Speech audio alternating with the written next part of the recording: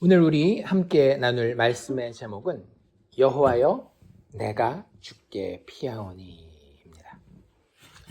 우리 1월 첫 주부터 계속해서 시편 말씀을 보고 있습니다. 그래서 시편 전체를 다 보는 것은 1월 한 달 동안에는 너무 방대한 분량이기 때문에 우리가 기도하면서 살잖아요. 그렇죠? 예수 믿는 사람들은 기도하면서 사는 사람들입니다.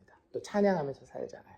근데 그 기도와 찬양이 인본주의적인 인간이 중심이 되는 그런 기도와 찬양이 되지 않고 신본주의적인 하나님이 우리에게 정말로 원하시는 예수 그리스도 안에서 이루어지는 기도와 찬양이 되게 하기 위해서 시편을 어떻게 하면 제대로 묵상하고 제대로 기도하고 제대로 찬양하며 또 더 나아가서 어떻게 제대로 적용하는지에 대해서 2026년도 첫 해를 여는 1월 달에 우리가 살펴보고 있는 중입니다. 그래서 계속 말씀드리죠.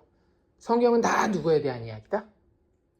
예수 그리스도에 대한 이야기다 라는 말씀을 드렸어요. 그래서 예수님이 어떻게 드러나는지를 특별히 이 시편에서 우리가 살펴볼 수 있는 그런 기간이 될 수 있기를 원합니다. 그래서 일반적으로 세상 사람들은 시를 어떻게 읽는다라고 그랬어요? 시인이 어떤 형편에 있는지, 시인이 무슨 얘기를 하려고 하는지, 그리고 그 다음에 바로 어떻게 해요? 그게 또 나한테 어떻게 정서적인 영향을 미치는지, 또 내가 어떻게 내 삶에 다짐을 하고 살 수 있을지, 이런 것들을 보통 보는 게 일반 세상의 시를 보는 관점이라고 말씀드렸습니다. 하지만 시편은 그런 세상 시와 다르기 때문에 보는 방식이 좀 달라야 된다라고 말씀을 드렸어요. 어떻게 해요? 일단 시를 이해하는 것, 시인이 무슨 뜻을 가지고 이것을 썼는지에 대해서 이해하는 것은 1차적으로 필요하기는 마찬가지 똑같아요. 그리고 거기에서 인생이 어떤 것이구나 라고 하는 공감이 우리에게 자연스럽게 나온다라고 말씀드렸습니다. 이 첫 두 단계는 그냥 자연스럽게 누구든지 글을 읽으면 시편이 됐건 어떤 다른 글이 됐건 읽으면 자동으로 나오는 반응이라 그랬어요. 하지만 우리가 예수 믿는 사람으로서 신앙인으로서 시편을 읽을 때 세 번째 단계가 아주 중요하다라고 말씀드렸죠. 신에 대한 이해도 필요하지만 인생에 대해서 공감하는 것도 필요하지만 세 번째 뭐가 제일 중요하다라고 그랬어요? 그렇죠. 예수 그리스도를 과연 내가 시편을 읽으면서 만날 수 있는지 이게 제일 중요하다라고 말씀드렸습니다. 왜? 모든 성경은 누구에 대해서 기록한 것이기 때문에 예수에 대해서 기록한 것이기 때문에 그래서 예수를 어떻게 하면 내가 만날 수 있을지를 고민하면서 시편을 읽고 묵상하고 시편으로 기도하고 시편으로 찬양하라고 말씀드렸습니다. 그렇기 때문에 만약에 그게 되지 않으면 좀 시간을 들이세요. 내가 이 시편에서는 그냥 다윗 얘기만 봤는데 내 얘기만 드러났는데 그러면 뭐가 빠진 거예요? 예수님이 빠진 거죠. 마치 뭐와 똑같은 겁니까? 안고 없는 찐빵과 똑같은 겁니다. 그래서 성경을 읽었는데 특별히 시편을 읽었는데 예수가 내 안에 만나지지 않는다라고 하면 기도하면서 성령의 도우심을 구하고 하나님이 공급하시는 지혜 가운데에 예수를 만날 수 있도록 그렇게 시편을 읽으시면 좋을 것 같아요. 그리고 난 다음에 예수가 충분히 발견되고 예수가 충분히 묵상된 다음에 뭘 하라고 말씀드렸어요? 그렇죠. 나에 대한 적용. 근데 그 예수님이 충분히 묵상하고 난 다음에는 내가 그냥 보통 내가 아니라 어떤 존재가 되는 거예요? 예수 그리스도와 연합한 나. 우리가 흔히 이야기하는 성도 혹은 교회로서 이 본문을 적용할 수 있게 됩니다. 그래서 지난주, 지지난주 계속해서 살펴봤던 가장 좋은 예 중에 하나는 뭐였는가 하면 시편에 무슨 얘기가 많이 나온다라고 얘기를 했는가 하면 저주에 대한 이야기가 많이 나온다라고 그랬죠. 원수에 대해서 막 원망하고 저주하고 하나님 벌 내려주십시오 이런 이야기가 많이 나온다라고 말씀드렸어요. 그걸 그냥 예수와 연합하지 않은 상태에서 그냥 육체를 가지고 사는 나, 힘든 나 그럼 어떤 식으로 내가 이걸 적용하게 된다라고 그랬어요? 하나님 내 원수 좀 심판해 주세요. 이렇게밖에 적용이 안 된다라고 말씀드렸잖아요. 하지만 이 안에서 예수가 발견되어지고 그 예수가 이야기하는 원수에 대한 심판이 무엇인지를 충분히 이해하고 나면 그 심판은, 그 저주는 어떤 것들이었어요? 그렇죠. 어떤 개인에 대한 원수 갚음이 아니라 하나님의 나라라고 하는 가장 큰 그림의 종말론적인 그림이라고 말씀드렸잖아요. 내가 하는 것이 아니라 내가 그리스도와 함께 동참하는 종말론적인 하나님을 대적하는, 하나님의 보내신 그리스도를 대적하는 자들에 대한 모든 죄와 악에 대한 마지막 심판에 대한 이야기라고 말씀을 드렸어요. 그러면 그게 어떻게 적용이 돼요? 나에게는 하나님을 대적하는 것이 내 안에 있는지를 살펴보게 되는 거죠. 그러니까 누구를 원망하고 누구를 심판하고 저주하는 것이 아니라 일단 자기를 살펴보게 되는 거예요. 왜? 오실 하나님의 나라에 대해서 나의 일주일이 예수 안에서 얼마나 그와 동행했는지, 연합했는지에 대해서 먼저 살피게 되고요. 그리고 그런 부분에 있어서 내가 의도적으로건 알지 못하는 상태건 그 하나님을 배반하고 무시하고 떠나 있는 삶에 하나님의 원수 노릇했던 것을 하나님 내 안에서 싹 도말하여 주시옵소서, 이런 기도를 할 수 있게 된다라고 말씀드렸잖아요. 그렇죠? 그래서 그런 식으로 시편을 이해하는 것이 우리에게 필요합니다. 좀 더 쉽게 얘기 드린다면 다윗이 이렇게 했으니까 나도 이렇게 해야지 하는 이런 율법주의적으로 단순하게만 시편을 접근하는 게 아니라, 예수님이 여기 이렇게 드러나고 있구나. 예수님이 이렇게 기도하셨구나 라고 하는 것을 충분히 묵상해 가면서 그 안에서 예수님이 도대체 하나님에 대해 어떤 고백을 하고 있는지, 예수님이 자기 자신에 대해서, 그리고 자신과 함께한 하나님의 백성들에 대해서 어떻게 고백하고 계신지, 예수님이 묘사하고 있는 인생이란 도대체 어떤 것인지, 예수님이 이야기하고 있는 그 마지막 날, 종말이라고 하는 것은 어떤 것인지에 대해서 깊게 묵상하고, 그리고 난 이후에 그렇기 때문에 내가 이 예수라고 하는 분과 나의 구원자와 연합했을 때에 어떻게 예수와 함께 이 기도를, 이 찬양을 하나님 앞에 올려드릴 것인지를 생각해 보는 것이 우리에게 필요하다고 말씀드렸습니다. 좀 어렵죠? 여러분들, 예수 믿는 거 쉬운 거 아닙니다. 그냥 믿습니까? 믿습니다. 아무 생각도 안 하고 아무 판단도 안 해보고 그냥 내가 원래대로 해오던 것이 다 맞으려니 하고 그냥 그대로 믿으면요, 예수 절대 못 믿습니다. 내가 원래 하던 대로 하면 그 인간들은 다 어디 가게 돼 있어요? 지옥 가게 돼 있어요. 우리는 내가 아닌 하나님의 것으로 변화받는 사람들이에요. 그런데 하나님은 어떻게 하나님의 백성들을 변화시키는가 하면 그분의 말씀으로, 말씀이신 예수를 통해서 그 인간들을, 죄인들을 변화시키는 것이기 때문에 우리가 이 말씀이 좀 어렵다 할지라도 내 정신을 집중하고 내 지능을 동원하고 더 나아가 내 모든 마음과 감정과 영혼을 들여서 하나님, 내가 주의 말씀으로 만짐받기를 원합니다. 나를 만져주시옵소서. 내가 바보 같다라고 생각된다면 하나님 나에게 지혜를 주시고, 내가 감정적으로 메말랐다라고 생각한다면 하나님 내 마음 가운데 단비와 같은 눈물을 허락하여 주시옵소서라고 기도하고 구하면서 주의 말씀을 받는 거예요. 하나님이 그런 자들의 삶을 변화시키고 그런 자들이 하나님 앞에 복받은 자들이라고 하는 사실을 알고 이 시편 말씀을 우리가 대할 수 있기를 원합니다. 자, 오늘 우리 시편 몇 편 할 차례예요? 71편 할 차례죠. 그렇죠?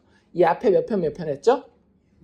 69편, 70편 이렇게 했어요. 그래서 그 제일 핵심이 되는 그 시편은 70편이었습니다. 딱 5절밖에 안 됐었죠. 하지만 이 70편이 우리가 지난주에 살펴본 69편에서는 어떻게 되어 있었어요? 좀 더 자세하게 확장되어 있었죠. 하나님 앞에 구하는 모습이라든지 원수의 심판을 바라는 모습, 그리고 하나님 앞에 간절하게 급하게 자신의 어떤 간구를 아뢰는 이런 모습들이 69편에는 무려 36절에 걸쳐서 길게 확장되어서 자세하게 묘사가 되어 있었습니다. 오늘 우리가 읽게 되는 시편 71편도 이 70편과 아주 밀접하게 연관이 되어 있어요. 그래서 많은 설교자들과 학자들은 시편 70편이 시편 71편으로 계속해서 연속된다라고 봅니다. 그러니까 우리는 이제 장이 끝났잖아요. 시편 70편 끝났으니까 그 다음 71편 이렇게 읽기도 하지만 어떤 그 번역본들이나 이런 데에서는 70편과 71편이 거의 하나의 시편인 것처럼 연결되어 있는 경우들이 되게 많이 있습니다. 그래서 시편 69편에 제목이 있었어요? 없었어요? 있었죠. 69편에 다윗의 시 인도자를 따라 소사님에 맞춘 노래 이렇게 돼 있었고 시편 70편에도 제목이 있었어요? 없었어요? 예, 되게 짧은 5절밖에 안 되지만 다윗의 시 기념식에서 인도자를 따라 부른 노래라는 제목이 있었어요. 그런데 오늘 우리가 읽은 시편 71편에는 제목이 있나요? 없나요? 없어요.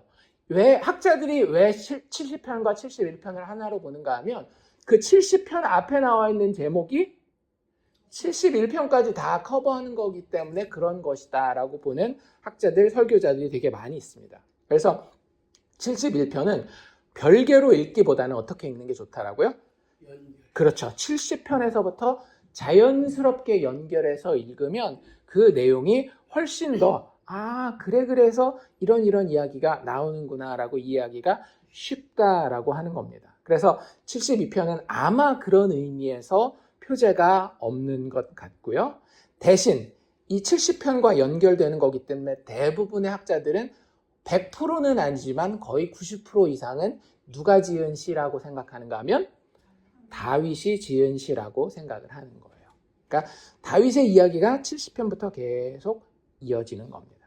그래서 이 70편이 연속되었다라고 하는 것이 상당히 여러 가지 다른 측면의 증거도 나와 있어요. 시편 70편과 시편 71편이 가지는 유사성들이 되게 많이 있습니다. 몇 가지만 제가 말씀드리면요. 우리가 71편 읽었잖아요. 71편의 12절 이렇게 돼 있는 거 보셨어요? 하나님이여 나를 멀리하지 마소서. 그리고 뭐라고 이야기를 하는가 하면 나의 하나님이여 속히 나를 도우소서. 이런 말이 나와 있죠. 이게 71편 12절이지만 70편에서도 보지 않았나요? 하나님이여 속히 나를 도우소서. 이거 어디 나와 있어요? 70편? 1절에 나와 있습니다. 70편 1절 제가 읽어드릴까요? 하나님이여 나를 건지소서. 여호와여 속히 나를 도우소서. 표현이 똑같이 70편에도 나와 있고 71편에도 나와 있는 거예요. 그러니까 같은 저자가 자신의 이야기를 계속 풀어나가고 있는 겁니다. 70편에서 했었던 이야기를 71편으로 계속 풀어나가고 있는 거고요.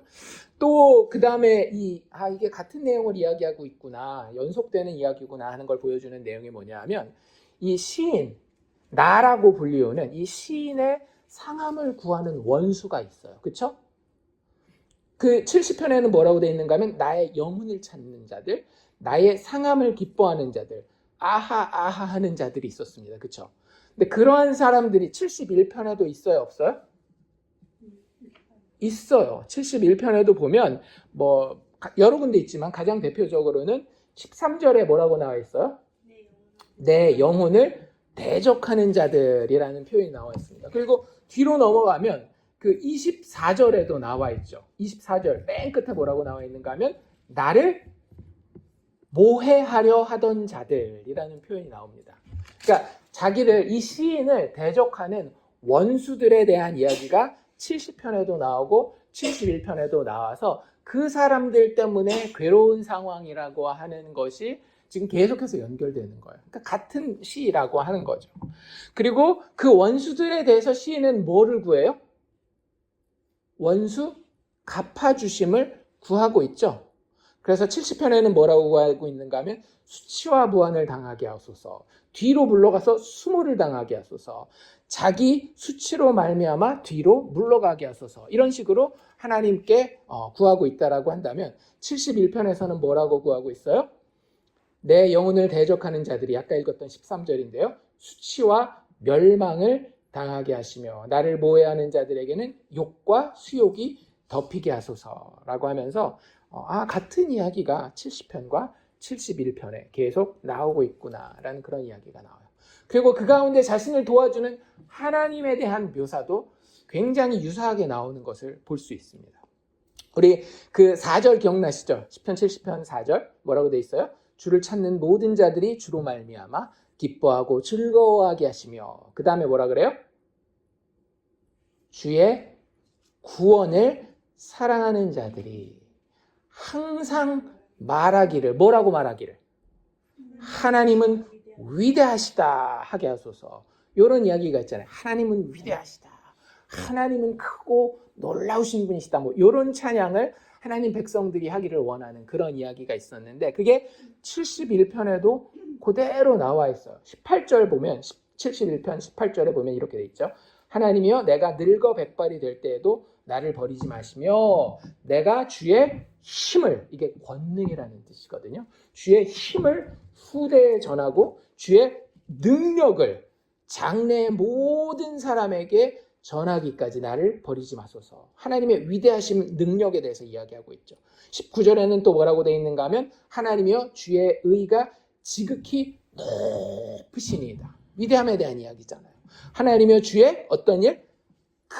큰 일을 행하셨사오니 누가 주와 같으리까. 하나님의 위대함에 대해서 찬양하는 것이 시편 70편과 71편에 공히 나오고 있다는 것을 우리가 볼 수 있습니다.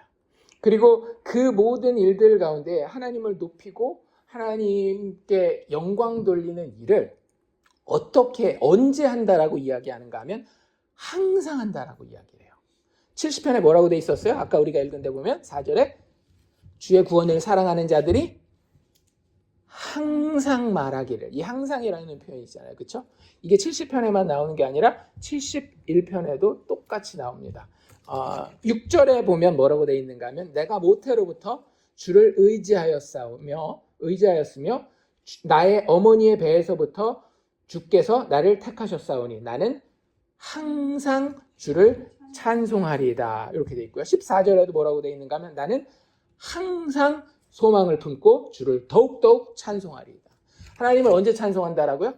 항상 찬송하고 하나님의 위대하심을 항상 말한다라는 이야기가 70절에서 시작되어서 70장에서 시작되어서 71편으로 계속해서 연결되고 있는 것을 우리가 볼 수 있어요. 그래서 70편과 71편은 한 번에 우리가 읽으면 좋겠구나, 그런 것들을 우리가 생각하면 좋을 것 같고요. 그럼에도 불구하고 이 70편과 71편은 장이 넘어가면서 약간의 차이점이 있습니다. 혹시 발견하셨나요?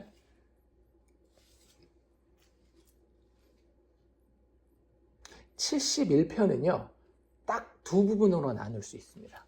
1절에서 13절, 14절에서 24절로 나오는데, 이게 그 70편에 있었던 내용을 엄청나게 크게 늘려놓은 거예요. 그래서 70편과의 가장 큰 차이점은 뭐냐 하면, 그 70편에는 이런 이야기가 많이 나와 있어요. 하나님 힘듭니다. 하나님, 나를 쫓는 자들이 너무 나를 괴롭힙니다. 뭐 이런 내용이 좀 많이 나와 있었다라고 한다면, 그 하나님께 도와달라라고 하는 내용이 70편에는 아주 짧게 나와 있었거든요. 1절 정도, 1절하고 5절 약간 이렇게 나와 있었는데, 71편에는 1절에서 13절이 전부 다 하나님 도와주세요, 하나님 도와주세요, 하나님 도와주세요, 하나님 도와주세요, 하나님 도와주세요, 하나님 도와주세요, 이 얘기를 말만 조금 바꿔서 하고 있는 거예요. 하나님 도와주세요 라고 하는 하나님께 대한 간구의 내용이 훨씬 더 강조되어 있습니다. 그래서 이렇게 하나님께 강조하면서 도와달라라고 이야기하고 있구나 라고 하는 것을 아주 깊게 느낄 수 있는 부분이 이 시편 71편이라고 하는 거고요. 그 다음에 하나님이 내가 도와달라라고 했을 때에 분명히 도와주시겠구나, 그 도와주심에 대한 확신으로 인해서 내가 주님을 찬양하겠습니다, 이런 이야기가 14절부터 24절까지 나와 있어요. 그러니까 하나님께 도와달라라고 하는 게 시편 71편의 한 축이라고 한다면, 나머지 축은 그 도와주심이 아주 분명할 거기 때문에, 아직 내가 그거 다 경험하지 못했어도 그 주님의 도우심 때문에 내가 주님을 찬양할 것입니다 라고 하는 것이 강조되고 있어요. 그래서 이 강조가 시편 70편과는 조금은 차이가 난다라고 하는 사실을 우리가 좀 기억하면서 시편 71편을 보면 좋을 것 같아요. 그런 이제 큰 그림을 우리가 그렸고요. 그러면 이제 이 시편을 어떻게 받아들여야 되는지 우리가 지금까지 배운 단계에 따라서 이 시편을 이해하면 좋을 것 같아요. 첫 번째로 뭐 하면 된다? 시인에 대해서 이해하면 된다라 그랬죠. 도대체 이 시인이 어떤 상황 가운데 있는지, 어떤 생각을 하고 있는지, 어떤 느낌을, 감정을 가지고 있는지 이런 것들. 그리고 나면 그게 자연스럽게 어디에 적용된다라고 그랬어요? 인생에 공감이 된다라고 말씀드렸잖아요. 나도 똑같은 인생을 살고 있으니까 이 시인이 우리 71편으로 이야기한다라고 한다면 다윗이 느꼈었던 그런 느낌이나 다윗이 겪었던 그런 상황들이 우리에게도 비슷하게 공감이 될 것이다 라고 말씀을 드렸어요. 아마 우리가 69편도 봤고 70편도 봤기 때문에 더 이상 다윗의 상황을 제가 막 자세하게 설명을 안 드려도 될 것 같아요. 그렇죠? 다윗이 지금 되게 위급하고 억울한 상황 가운데 있는 건 분명하죠. 어떤 사건인지는 얘기하고 있다, 안 하고 있다?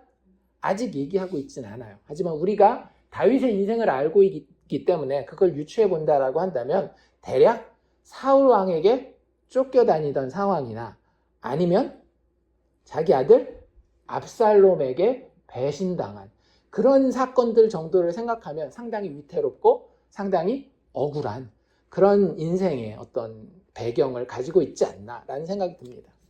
근데 이 71편을 보면은요, 사울왕에게 쫓기던 상황과 압살롬에게 배반당한 상황 중에 어쩌면 이쪽이지 않을까라고 무게추가 조금 더 기울어지는 그런 게 있어요. 우리가 69편과 70편에서 보지 않았던 표현들이 71편에 나오거든요. 예를 들자면 이런 거예요. 자기 인생의 그 여정을 쭉 설명하는 게 나옵니다. 그런 거 느끼셨어요? 그냥 힘듭니다, 어렵습니다, 원수기 어쩝니다 그게 아니라 인생을 쭉 살아왔었던 그런 표현들이 나와 있어요. 어떤 표현들이에요? 5절에 이런 표현 보셨어요? 내가 어릴 때에. 그렇죠. 그럼 지금 내가 어릴 때부터 신뢰한 이십니다. 이런 하나님에 대한 표현을 하는데 지금 다윗은 어리다라는 얘기예요? 어리지 않다라는 얘기예요? 어리지 않다라는 거죠. 우리도 내가 왕년에 말이야 이 얘기하는 사람은 나이가 많은 사람이에요? 나이가 적은 사람이에요? 어느 정도 나이가 먹은 사람이죠. 그러니까 그런 의미에서 내가 어릴 때라고 하는 표현은 조금은 나이가 있어 보여요. 그리고 나서 그 뒤에 6절에도 내가 모태에서부터 이런 표현도 나와 있고요. 나의 어머니의 배에서부터라는 표현, 이런 표현들이 자신의 어떤 어린 시절을 나중에 뒤돌아보는 그런 느낌을 주고 있어요. 또 그런 표현만 있는 게 아니라 9절 말씀에 가면 어떤 표현이 나와 있는가 하면 늙을 때에 이런 표현도 있고요. 또 어떤 표현도 있어요? 나의 힘이 쇠약할 때에. 딱 합치면 어떤 거예요? 이제 나이 먹으니까 건강이 서서히 내 안에서 좀 힘을 잃어가는 그런 모습을 지금 9절에서는 이야기를 하고 있고요. 또 쭉 내려오면 저 뒤에 17절, 18절에 어떤 이야기가 나와 있는가 하면 하나님이여 나를 어려서부터 교훈하였으며 내가 지금까지 주의 기이한 일들을 전하였나이다. 그러니까 어린 시절을 거쳐 지금인데 이 지금은 어떤 그림이 살살 그려지기 시작하는가 하면 18절에 하나님이여 내가 늙어 백발이 될 때에도.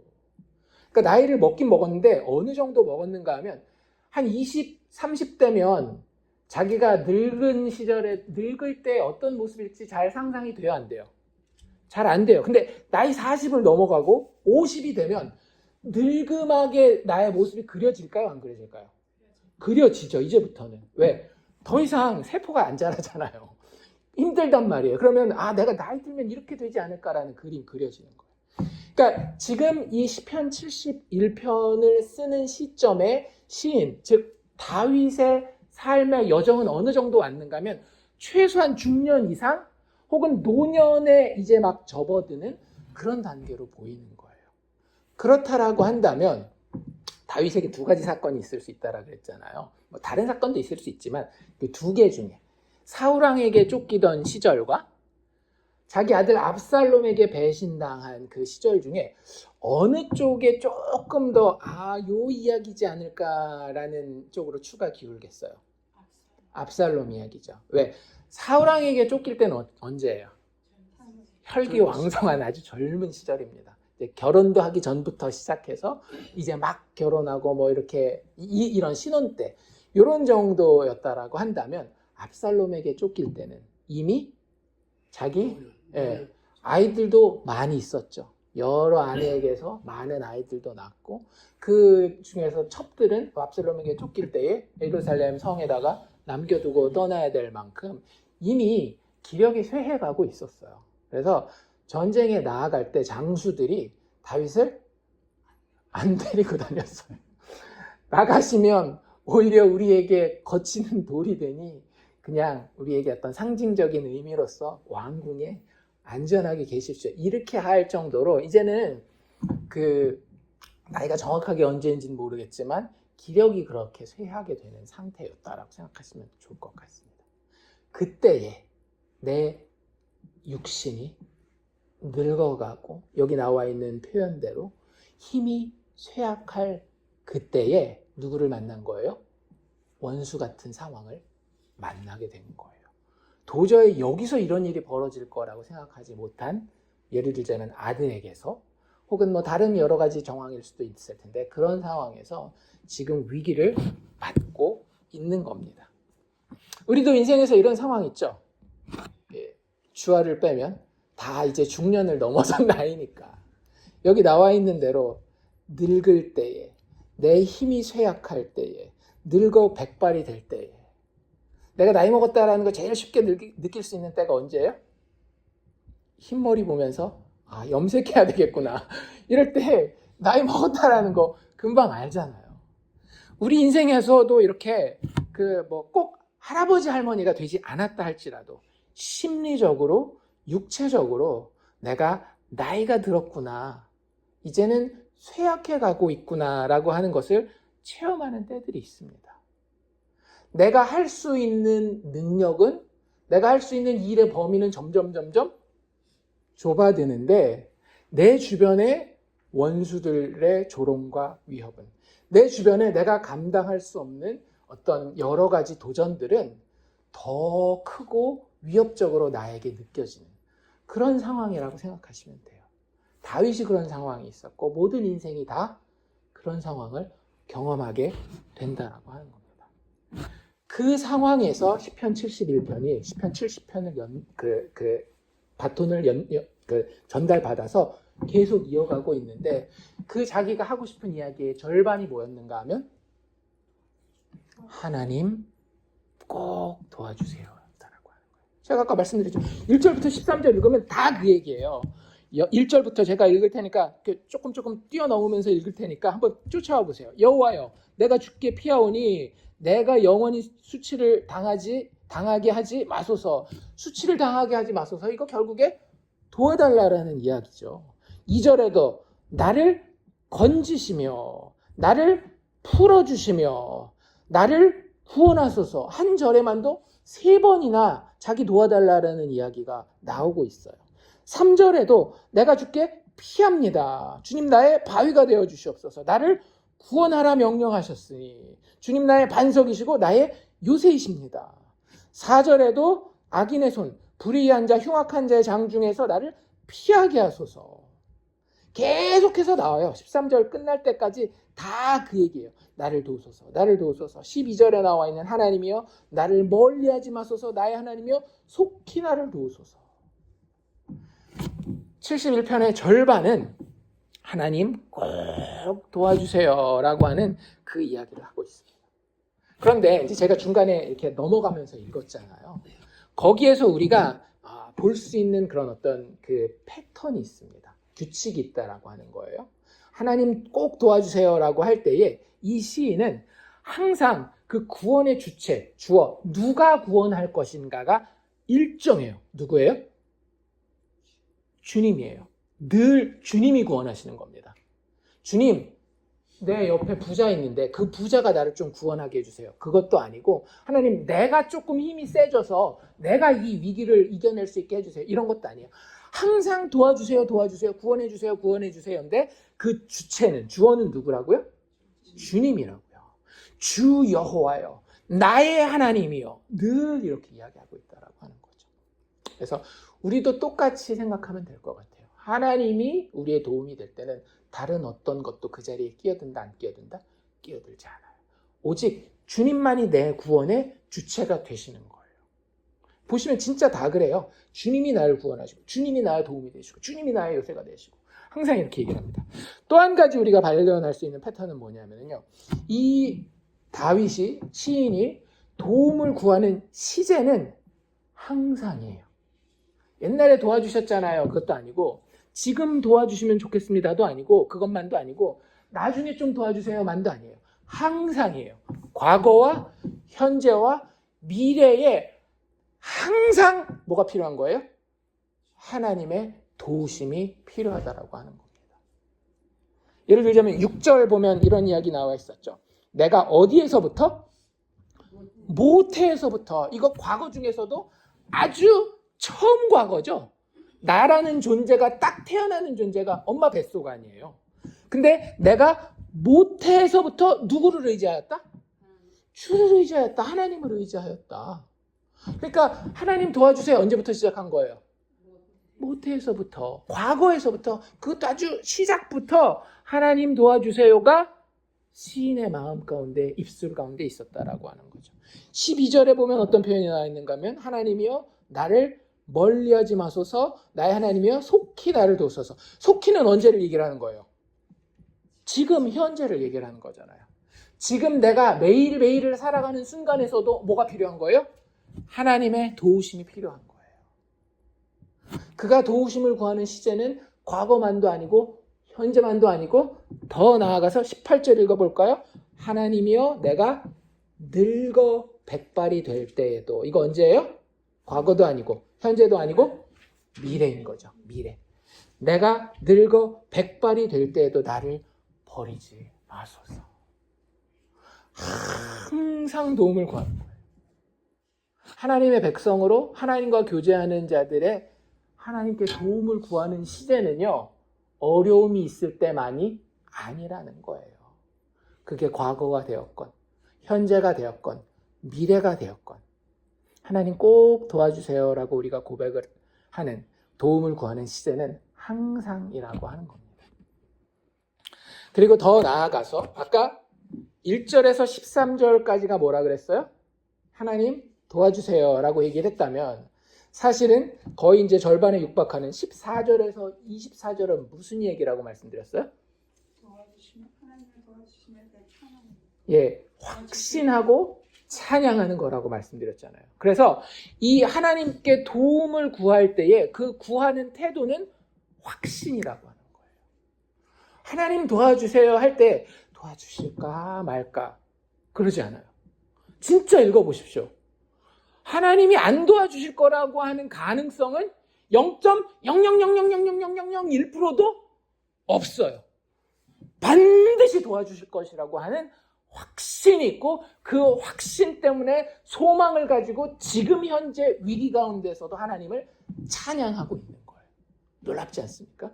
그게 시편 71편이 우리에게 주고 있는 그런 어떤 시인의 상황이고 우리가 공감할 수 있는 인생의 모습이라고 하는 겁니다.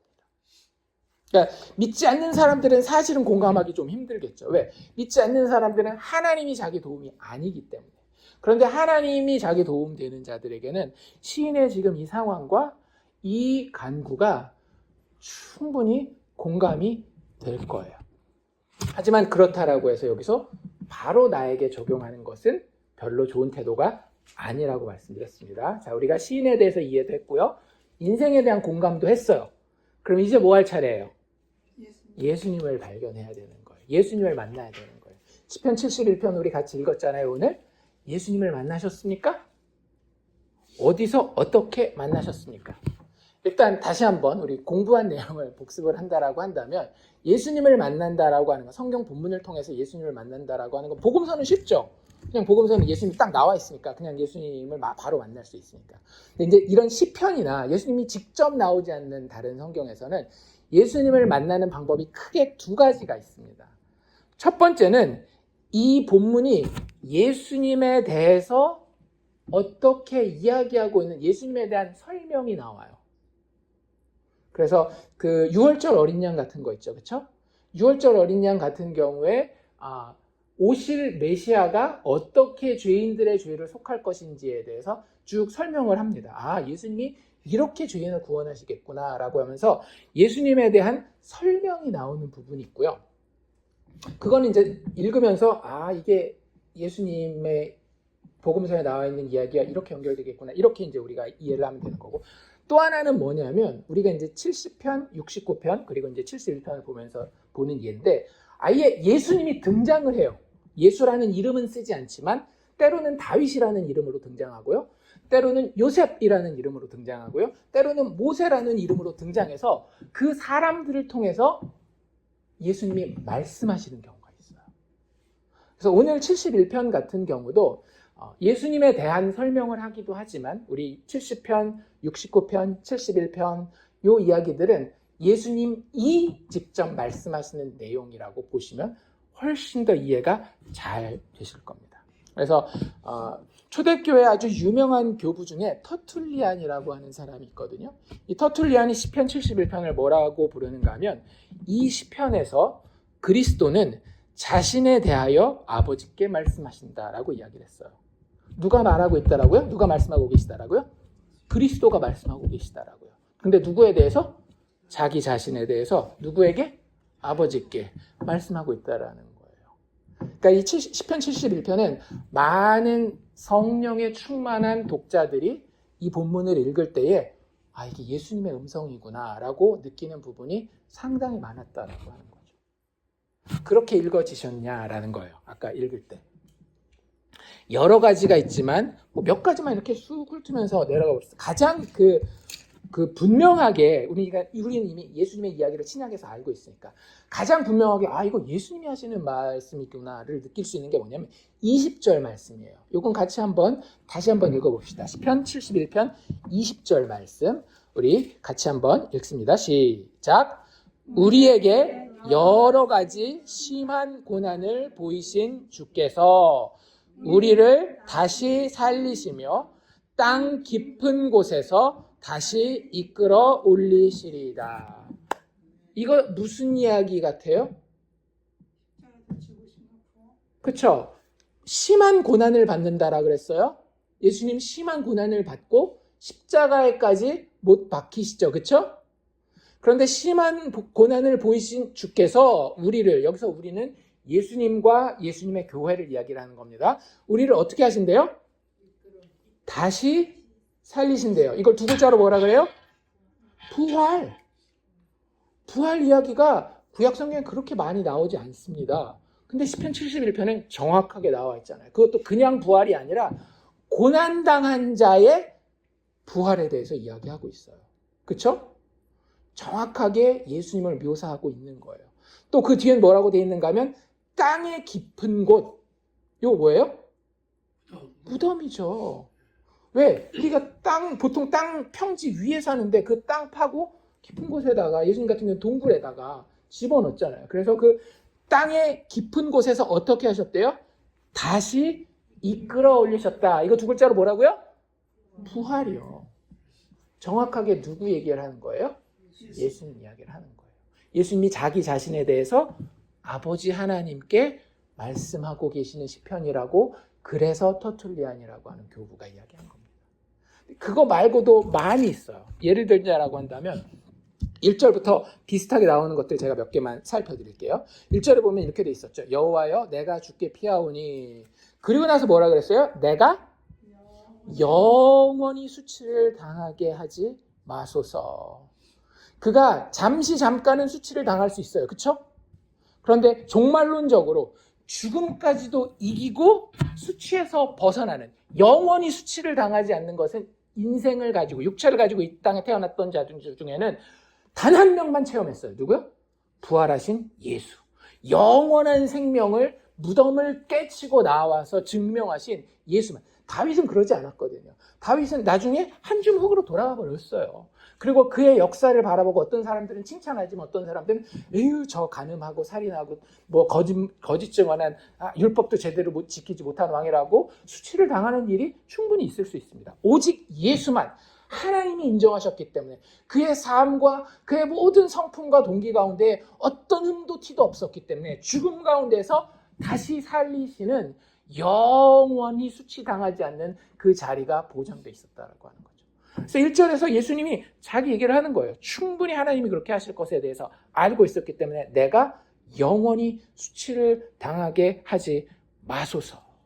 또 7절에도 예수님의 순환에 대한 이야기가 아주 잘 나와 있거든요. 7절에 뭐라고 되어 있는가 하면 나는 무리에게 이상한 징조같이 되었사오나 주는 나의 견고한 피난처가 되셨습니다 라고 이야기해요.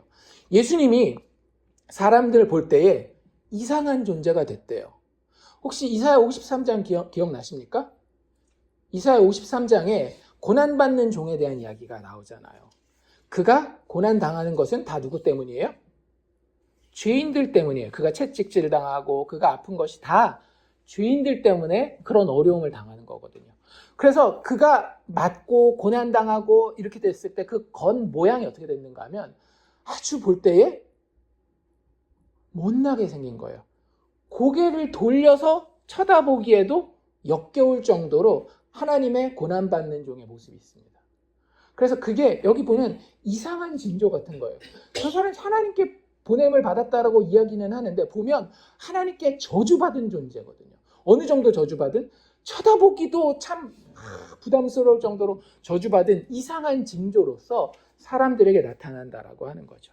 이걸 신약에서는 뭐라고 표현하는가 하면 고린도전서에 사도 바울이 이렇게 얘기를 합니다. 1장 18절에 보면 그 멸망하는 자들에게는 십자가의 도가 미련한 것이라고. 쳐다보기도 싫은 왜 이상한 얘기를 하지? 죽은 다음에 사람이 다시 살아나? 내가 아무것도 잘한 게 없는데 구원을 받아? 이런 이상한 징조로 예수를 하나님의 고난받은 종을 보게 된다라고 하는 거죠.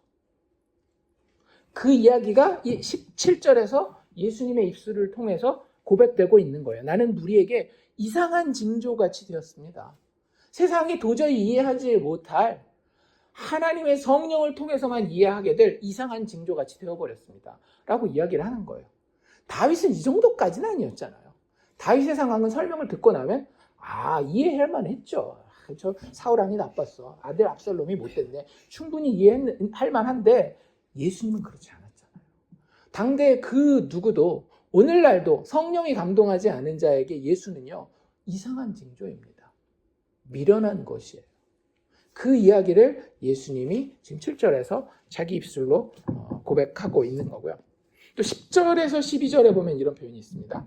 내 원수들이 내게 대하여 말하며 내 영혼을 엿보는 자들이 서로 꾀하여 이르기를 하나님이 그를 버리셨은즉 따라잡으라. 건질 자가 없다 하오니 하나님이여 나를 멀리하지 마소서. 나의 하나님이여 속히 나를 도우소서. 예수님의 인생 자체가 이런 것 아니었습니까? 하나님이 버린 자, 나무에 달린 자마다 다 저주받은 자라 할지어다 그러잖아요. 그러니까 하나님 버린 자처럼 여김을 받아요. 사람들이 다 그렇게 이야기했지만 예수님은 그 저주받은 나무에 올라가신 이유가 뭐 때문이었어요? 자기 죄 때문이 아니라 우리의 죄 때문이었기 때문에 자신 있게 12절에서 하나님이여 나를 멀리하지 마소서. 나의 하나님이여 속히 나를 도우소서. 그래서 돌아가신 이후에 3일 만에 부활하시게 된다라고 하는 겁니다. 아까 읽었던 20절 같은 경우는 말할 것도 없죠. 다시 한번 제가 읽어드릴게요. 우리에게 여러 가지 심한 고난을 보이신 주께서 우리를 다시 살리시며 땅 깊은 곳에서 다시 이끌어 올리시리이다. 그래서 이 시편 71편은요. 다윗이 이야기하고 있다라고 처음에는 이해하지만 조금 깊게 묵상할 때에 다윗 대신 누구로 주인공을 바꾸면? 예수님으로 주인공을 바꾸면 이 본문이 훨씬 더 나한테 이해가 잘 될 겁니다. 여기 이런 표현들이 있었잖아요. 아까 우리 그 인생을 나타내는 여러 표현들이 있었던 거 기억나세요? 어렸을 때부터 뭐 이런 표현들. 진짜 이게 그 예수님이 그 천사처럼 오신 게 아니에요. 그쵸? 그냥 유령처럼 막 영으로 나타났다가 영으로 가신 그런 분이 아니에요.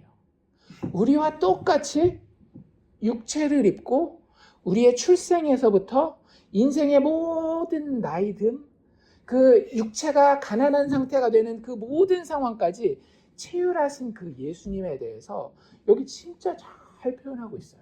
그리고 그 육체를 가지셨던 예수가 하나님과 어떤 관계인지를 살펴보면요, 참 놀랍습니다.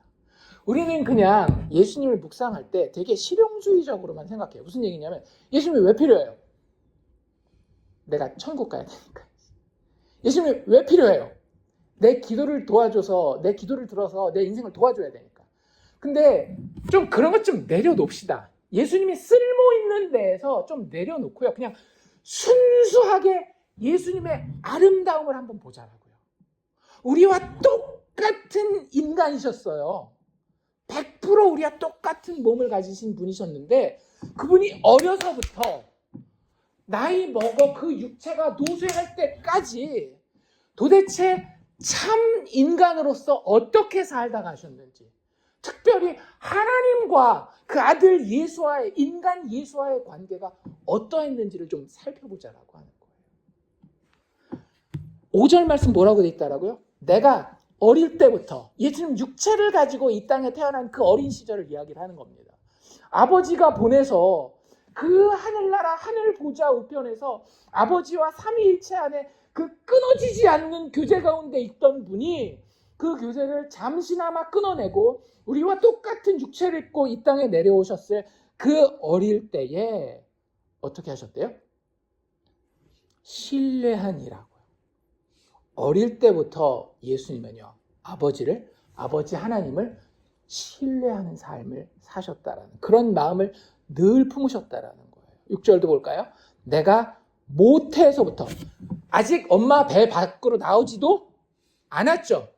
이 모태에 있을 때부터 예수님은 어떻게 했대요? 근데 주를, 하나님 아버지를 의지하였다라고 하는 거예요. 이게 이런 거라고 생각하시면 돼요. 혹시 연애 해보셨습니까? 장거리 연애. 예를 들어서 저 같은 경우도 이제 군대 이제 그 장교로 들어가기 전에, 입대하기 전에, 그 전에는 결혼하기 전에 연애할 때도 매일매일 만났고 결혼하고도 당연히 매일매일 보겠죠. 근데 군대 가려면 제일 먼저 해야 되는 게 뭐예요? 훈련소 가서 훈련을 받아야 된단 말이에요. 제가 그 경북 영천에 있는 3사관학교 훈련소에서 9주 동안 훈련을 받았거든요. 딱 떨어졌어요. 마음이 그냥 괜찮았을까요? 그럴 리가 없죠. 내 사랑하는 사람과 분리된 거 아니에요. 그럼 딱 가서 떨어진 그곳에서 제일 먼저 드는 생각이 뭐예요? 내 사랑하는 그 사람 생각. 그래서 이 사람이랑도 자주 얘기를 하지만 가 있는 동안에 매일매일 훈련소 생활이 진짜 만만치 않거든요. 화장실 가고 밥 먹을 시간도 제대로 주지 않는 데가 훈련소예요. 근데 거기서 어떻게 해서라도 시간을 내서 매일매일 편지를 써서 보냈습니다. 요즘처럼 막 이메일로, 핸드폰으로 문자 보내는 거 말고 진짜 손으로 글씨로 써가지고 매일매일 편지를 보냈어요. 왜요?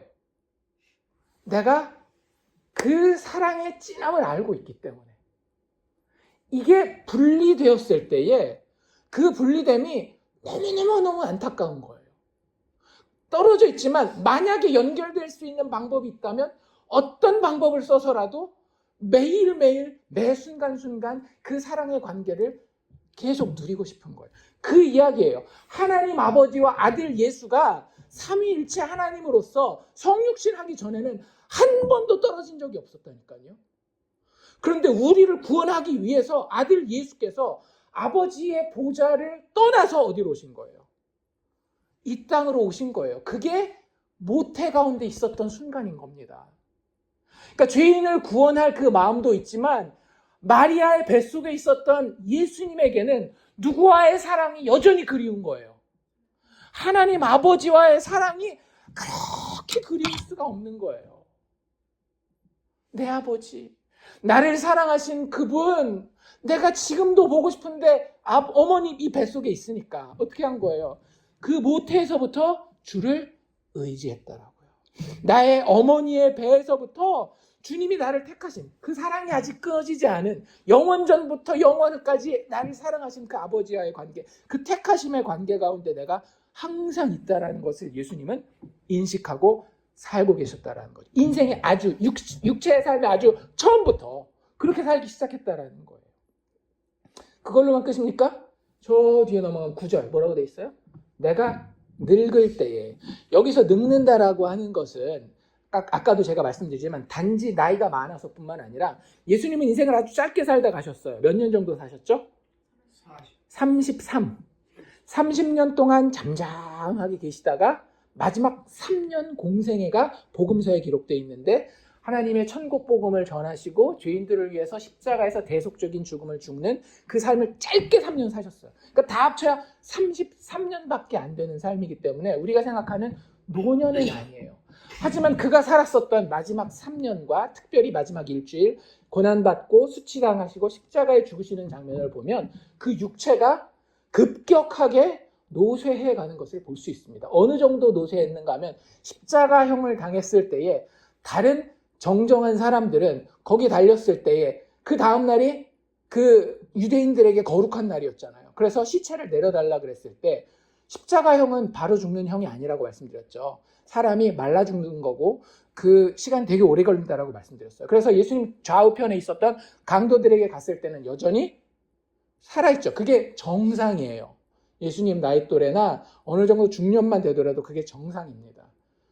아직 노년의 육체의 약함을 경험하지 못한 육체들은 십자가에 달려도 하루 만에 죽지 않아요. 단 몇 시간에는 더 죽을 이유가 없고. 근데 예수님은 그 육체가 공생의 3년 동안에 진짜 모든 것을 다 쏟아낸 거예요.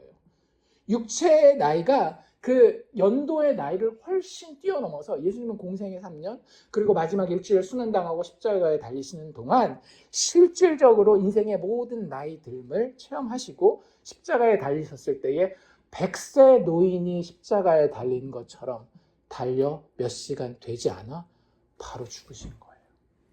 그러니 여기 늙을 때라는 말은 예수님이 자기 자신의 마지막 때를 이야기한다고 보시면 되는 거예요. 9절 다시 한번 제가 읽어드릴게요. 늙을 때에, 그때 뭐래요? 나를 버리지 마시며. 여전히 누구한테 이야기하고 있어요? 하나님 아버지께 이야기하고 있어요. 나의 의뢰할 분은 누구밖에 없는 거예요? 하나님밖에 없는 거예요.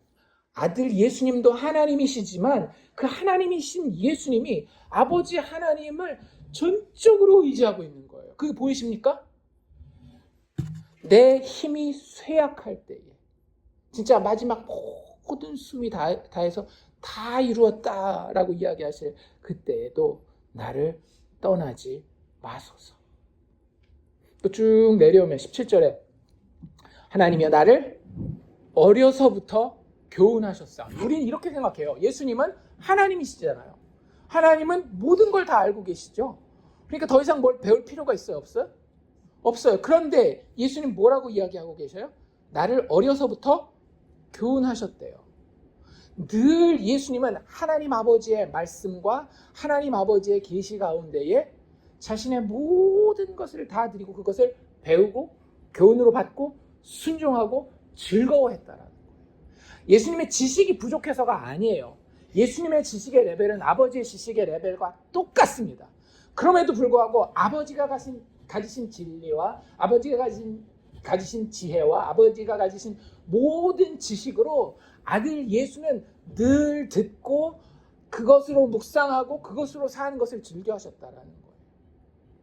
나를 어려서부터 교훈하셨으므로 내가 지금까지 주의 기이한 일들을 전하였나이다. 예수님 그러시죠. 아버지께서 말씀하시지 않은 것은 내가 하나도 말하지 않는다라고 요한복음에 분명히 말씀하고 계시잖아요. 늘 아버지와 아버지께 아버지를 향하여, 그게 예수님의 이 땅에서의 육체를 가지신 삶이었다라는 겁니다.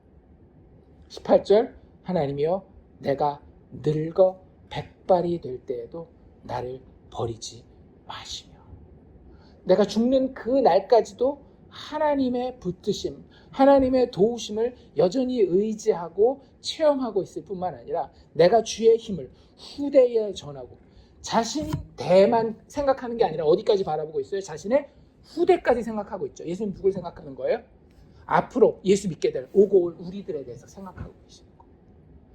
내가 주의 힘을, 이 힘은 어떤 힘이에요? 단지 홍해를 가르는 그런 정도의 힘이 아니라 죽어있는 영혼을 예수 그리스도의 의로 살리는 구원의 힘을 이야기를 하는 겁니다.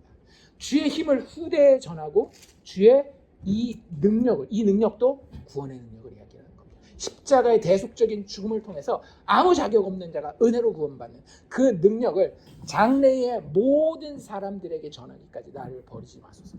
자기가 그 자리에 설 수 있는 것은 오직 누가 붙들어주기 때문이라는 거예요. 하나님 아버지께서 붙들어주시기 때문이라는 거예요. 예수님이 어떻게 기도하고 계시는지, 어떻게 간구하고 계시는지 보이세요? 이걸 깊이 묵상하시는 거예요. 자신의 삶의 모든 과정에서 내 아버지 하나님만이 늘 신뢰할 만한 분이었습니다. 예수님 이 고백하고 있는 거예요. 예수님의 고백입니다. 여러분의 고백 아직 넘어가지 않았어요. 예수님의 고백이 그래요. 우리의 구원자 예수께서 늘 항상 신뢰할 분은 내 아버지 하나님뿐입니다. 이게 우리에게 뭘 교훈해 주고 있나요? 우리에게 어떤 영적인 교훈을 가져다 주나요? 예수님은 정말로 하나님 아버지와 긴밀한 연합과 신뢰의 관계에 있었구나. 이게 보이십니까? 그래야 정상이에요. 그래야 이게 제대로 시편 71편을 읽는 겁니다. 나도 이래야지. 이거는 아직 성급해요. 내 모습은 다 버리시고요. 잊어버리셔도 돼요. 예수의 모습이 어땠는지를 한번 보십시오. 십자가에서 고난받으시고 그 아버지께서 영원히 수치를 당하게 하지 않기 위해서 살려내신 부활의 예수를 이 시편 71편을 통해서 바라보시란 말이에요.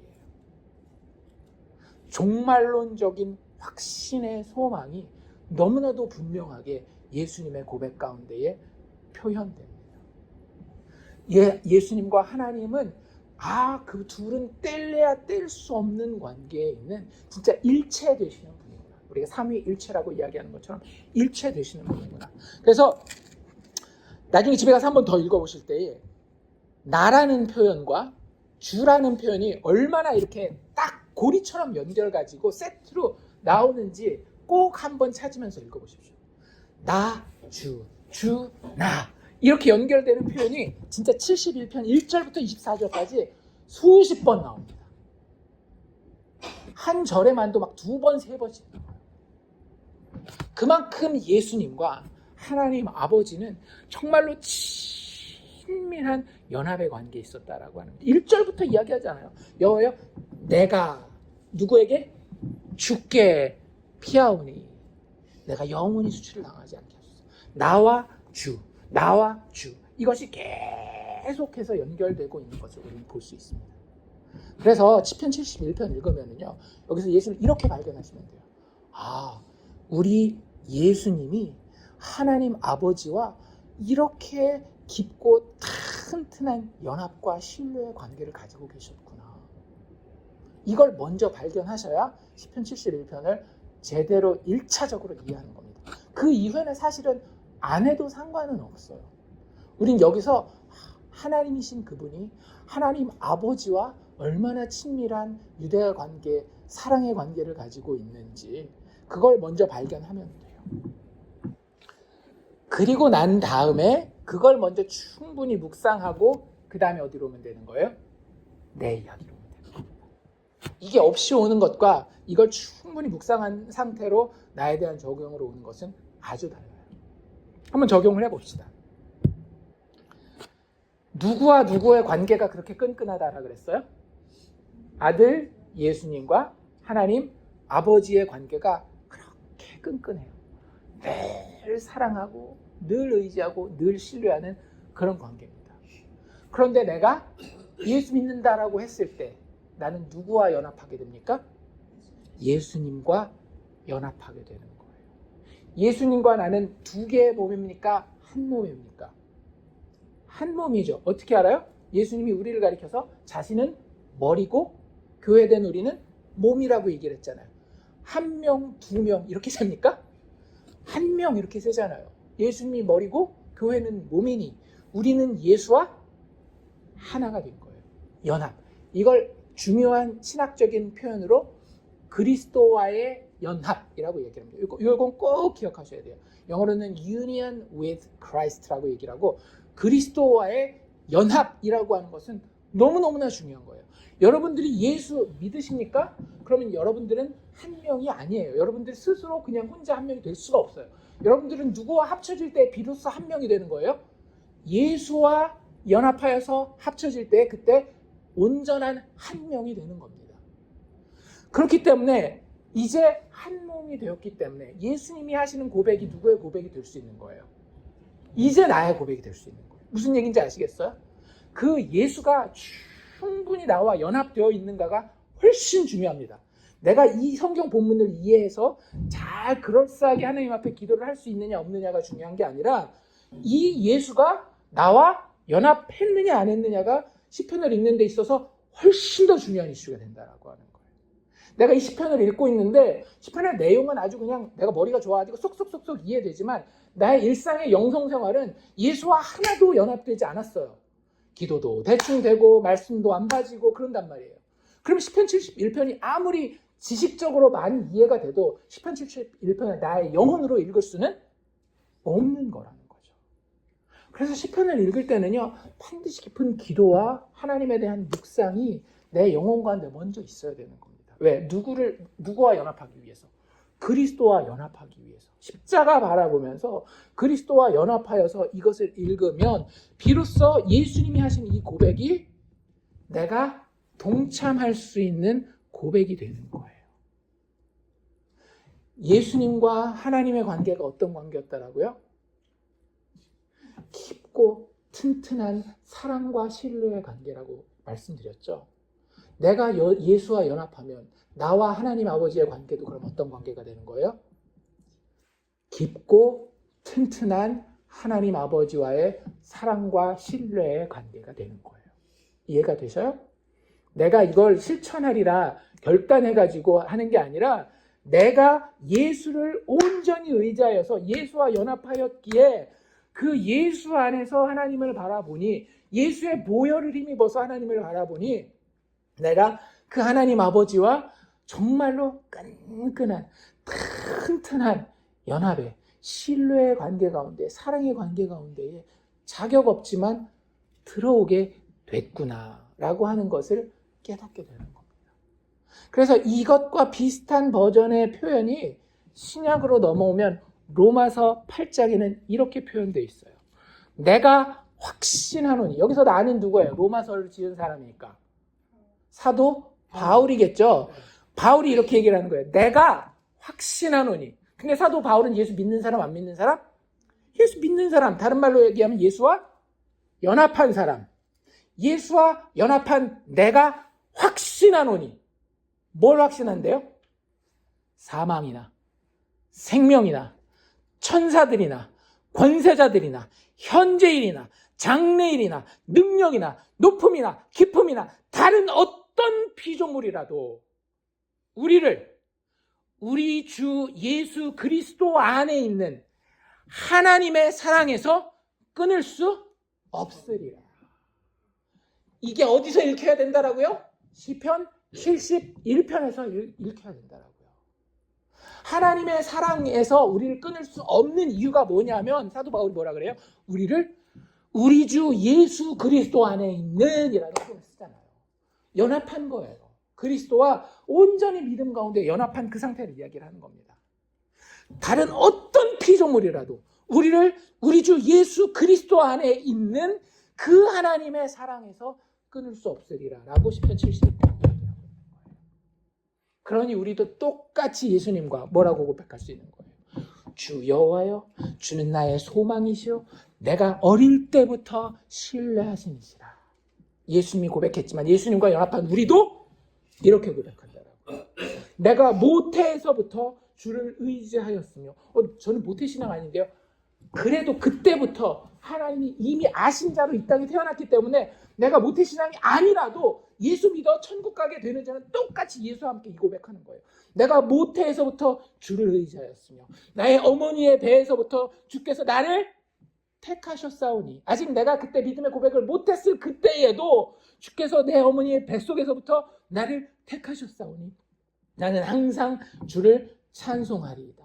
늙을 때에 나를 버리지 마시며 내 힘이 쇠약할 때에 나를 떠나지 마소서. 예수님이 하나님 아버지께 고백했던 것처럼 우리 예수 믿는 사람도 예수와 연합하여 여기 로마서에 이야기하는 것처럼 우리 주 예수 안에 있으면서 이렇게 고백한다라고 하는 거예요. 하나님이여 나를 어려서부터 교훈하셨으며. 우리의 인생 그냥 산 것 같죠? 아니에요. 우리 어려서부터 지금까지 계속 누가 교훈하고 계십니까?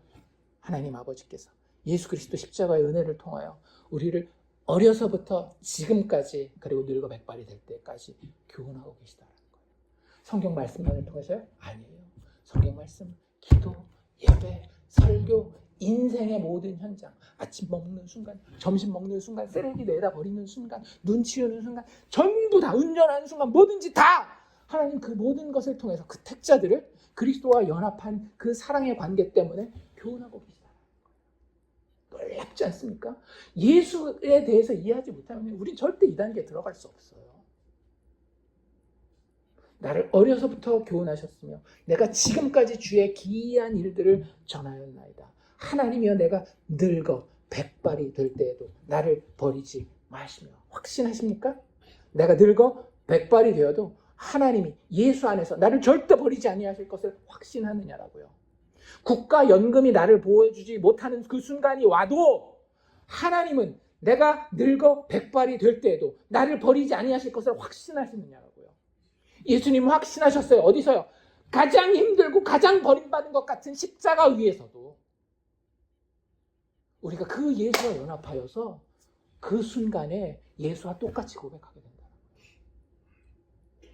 내가 주의 힘을 후대에 전하고, 제가 말하라고 말씀드리죠. 말하라고. 하나님은 위대하시다. 십자가를 통해 죄인들을 아무 자격도 없이 은혜로만 구원하시는 그 하나님 위대하시다. 내가 주의 힘을 후대에 전하고 주의 능력을 장래 모든 사람에게 전하기까지 나를 버리지 마소서. 이게 예수님의 고백이요?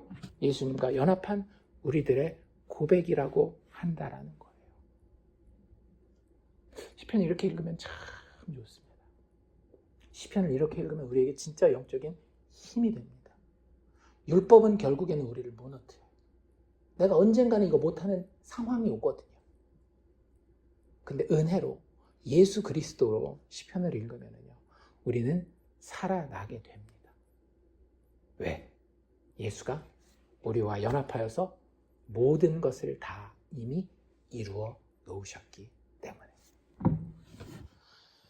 시편 71편뿐만 아니라 다른 시편들도 그렇게 읽으실 수 있기를 바라요. 다음 주에 40편 한 편 더 볼 텐데 40편도 마찬가지고요. 나머지 모든 시편도 그 시편을 통해 궁극적으로 드러나야 되는 분은 예수 그리스도이십니다. 그래서 우리가 그 그리스도와 믿음 안에 연합하였을 때에 이 시편이 비로소 의미 있게 우리의 노래가 될 수 있다라고 하는 거예요. 3절에서 시인이 이렇게 고백하죠. 예수님이 하시는 말씀이라고 들으시면 될 것 같아요. 주는 내가 항상 피하여 숨을 바위가 되소서. 우리에게는 숨을 곳이 있다 없다? 있습니다. 예수님께도 숨을 곳이 있었고요. 그 예수와 연합한 우리에게 항상 숨을 곳이 있습니다.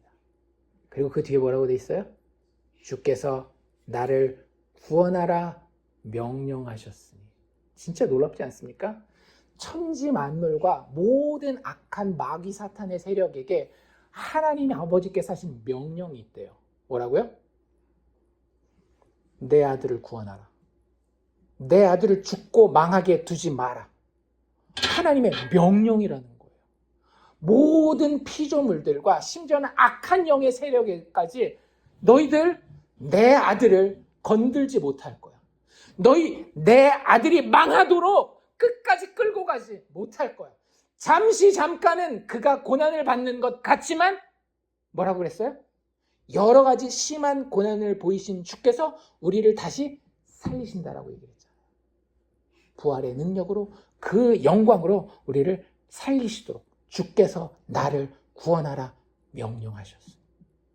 이는 주께서 나의 반석이시오 나의 요새이십니다.